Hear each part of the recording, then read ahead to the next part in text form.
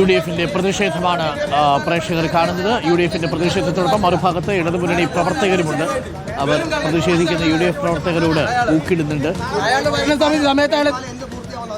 അയാൾ മേൽപ്പാല അയാൾ ആദ്യം 5 ലക്ഷം രൂപ മേടിച്ച് തിരിച്ചു തരാൻ പറ.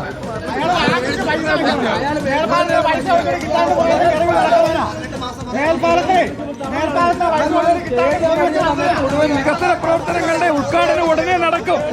JD 27-ാം തീയതി ഉദ്ഘാടനം ചെയ്യും. മുഴുവൻ വികസന പ്രവർത്തനങ്ങളുടെ ഉദ്ഘാടനം ഉടനെ മുഖ്യമന്ത്രി നടത്തും. അതിന് ചേരുന്ന സംഘാടന സമിതിയാണ് ഇവിടെ. അതുമായി ബന്ധപ്പെട്ട് ചേരുന്ന പൂർത്തിയായ പദ്ധതികൾ നിങ്ങൾ കാണുന്നുണ്ടല്ലോ. പിന്നെ എന്തിനാ വളച്ചുകെട്ടി ചോദിക്കുന്നത്? നിങ്ങൾ കാണുന്നതല്ലോ. സ്റ്റേഡിയത്തിനെ എതിർത്തവരാണല്ലോ. അവർ കൊണ്ട് അവർ ആൻഡ് സ്റ്റേഡിയം എന്തിയെ തടഞ്ഞ് സ്റ്റേഡിയം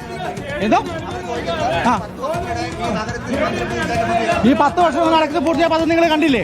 സ്റ്റേഡിയത്തിന്റെ പണി നടന്നിരിക്കുന്നില്ലേ? 90% പണി പൂർത്തിയാ. തടഞ്ഞവരല്ലേ നിങ്ങൾ? ഇവർ തടഞ്ഞവരല്ലേ? ഇവർ തടയാൻ പോയവരല്ലേ?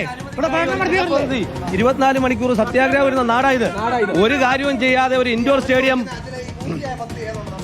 നഗരത്തിലെ നിരവധിയായ പദ്ധതികൾ, ഈ പറയുന്ന BMMBC റോഡുകൾ, മുഴുവൻ റോഡുകൾ, അതുപോലെ തന്നെ സർക്കാർ ഓഫീസുകൾ, നിരവധി സർക്കാർ ഓഫീസുകൾ ഇവിടുന്ന് പോകുന്നൊരു ചരിത്രം ഉണ്ടായിരുന്നു. എത്രയോ മന്ത്രിയുടെ കാലത്ത് നിരവധിയായ കാര്യങ്ങൾ പൂർത്തിയായിട്ടുണ്ട്. അതിനെപ്പറ്റി ഉത്തരവാദിത്തപ്പെട്ട ആളുകൾ സൂചിപ്പിക്കും. പൂർത്തിയായിട്ടുണ്ട്. മുനിസിപ്പാലിറ്റിക്ക് അതുകൊണ്ട് നിങ്ങളുടെ റിപ്പോർട്ടർ ചാനലിന്റെ ഓഫീസിന്റെ ഫ്രണ്ടിൽ നിന്ന്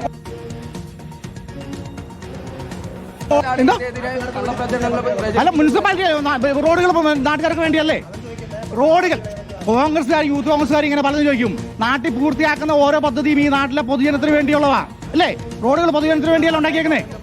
അപാലമാനത്തിന് പണി നടക്കുന്നുണ്ടല്ലോ. അതിന്റെ 18 മാസം കൊണ്ട് ഞാൻ കേസുകൾ അതിനെപ്പറ്റിയൊക്കെ മിനിസ്റ്റർ വളരെ വ്യക്തമായിട്ട് പറഞ്ഞിട്ടുള്ളതാണ്.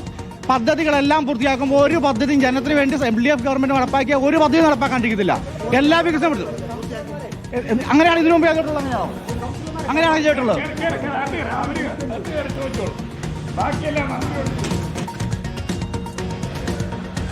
പത്തനം ആരോഗ്യവകുപ്പ് മന്ത്രിയുടെ പരിപാടിയിലെ പ്രതിഷേധത്തിന്റെ ദൃശ്യങ്ങളാണ് പ്രേക്ഷകർ കണ്ടത്. മന്ത്രി പങ്കെടുത്ത യോഗം ഇപ്പോൾ അലങ്കോലപ്പെട്ടിരിക്കുന്നു. പ്രവീൺ പുരുഷോത്തമനുണ്ട്, നമ്മുടെ റിപ്പോർട്ടർ വാർത്താ സംഘം അവിടെയുണ്ട്. അവിടെ UDF പ്രവർത്തകർ മന്ത്രി സംസാരിച്ചുകൊണ്ടിരുന്ന സമയത്ത് സുരേഷ് കുമാർ അതിലിടപെടുകയും ചോദ്യങ്ങൾ ചോദിക്കുകയും ചെയ്തു എന്നുള്ളതാണ്.